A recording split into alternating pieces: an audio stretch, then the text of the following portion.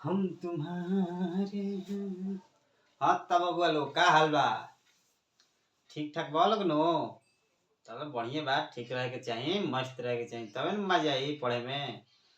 तो चल लोग, हम एगो क्वेश्चन लेके आ गए बनी, ब्याज निकाले के। आज हमनी के सीखे के ब्याज निकाले। तो चल जा, आज हम सिखाए कि ब्याज कैसे निकालल जाए।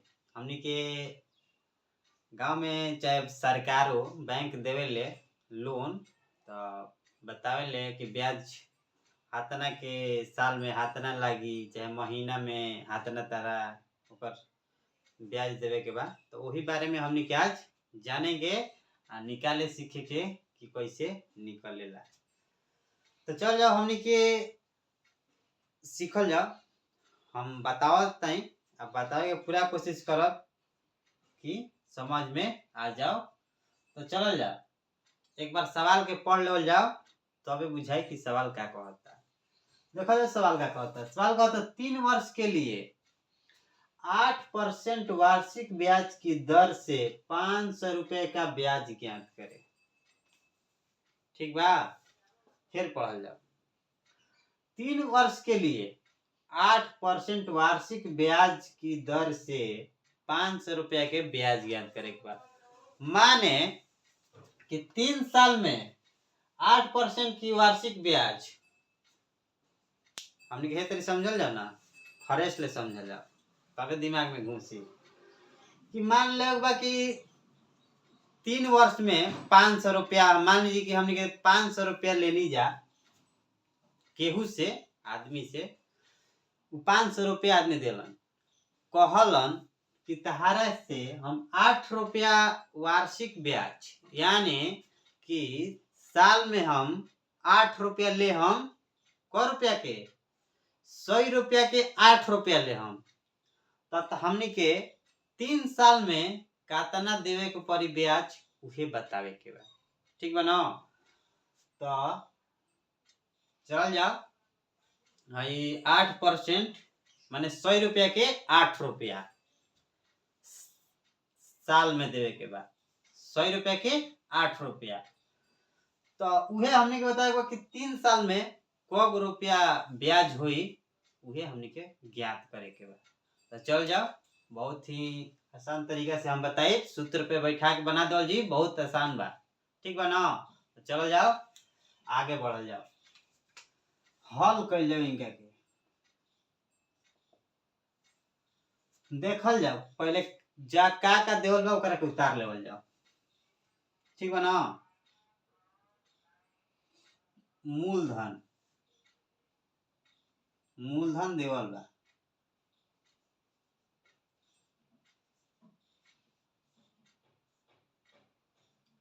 मूलधन कितना देवल बा? 500 हो गई। आ दर कितना देवल बा? दर देवल बा 8%। आ समय, समय देवल बा 3 वर्ष। ठीक, हमने के का ज्ञात करे के बा? ब्याज ज्ञात करे के बा। ब्याज, साधारण ब्याज, ये ब्याज ज्ञात करे के बाद एकरा के साधारण ब्याज ज्ञात करे के बा। ठीक बा ना? तो चलो जाओ, हमने के सूत्र पे बैठा दल जाओ। तो लिख देते हैं ब्याज बराबर, इहो लिखल जरूरी बा, ब्याज बराबर वाट, माने हमने के ब्याज निकाले के बा कि क रुपया हुई 3 साल में 8% के हिसाब से 500 रुपया के। तो चलल जाओ, अब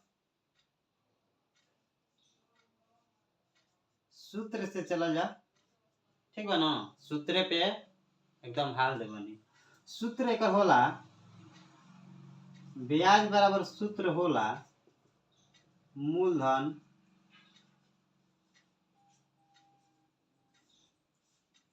गुणा दर गुणा समय बाटा में 100 हो जाला।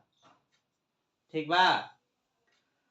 अब चलल जाओ, अब बैठा दे, अब तुल नहीं खे, सूत्र याद बा तो सवाल बन जाई।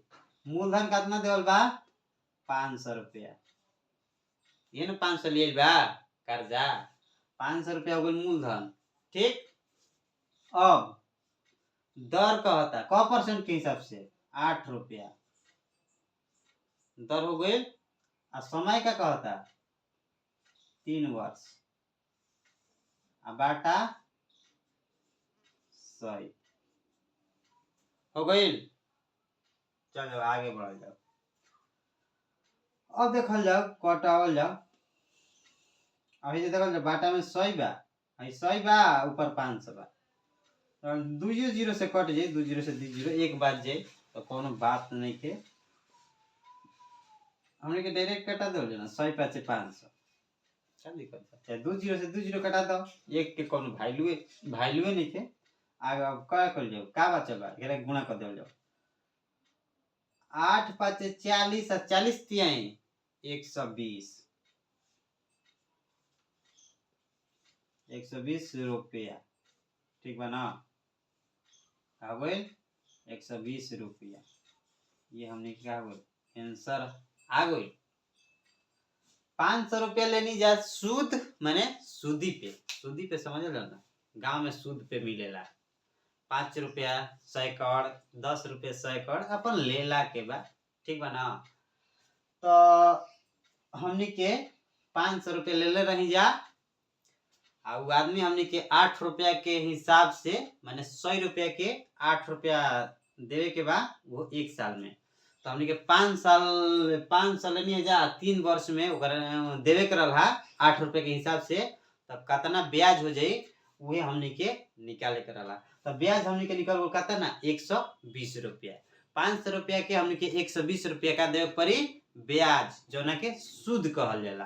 ठीक, तो हम तो समझा देने और समझ में आ गई हुई, तो वीडियो के शेयर करे के बा, लाइक करे के बा, कमेंट करके जरूर बतावे के बा कि समझावे के तरीका अच्छा बा कि ना।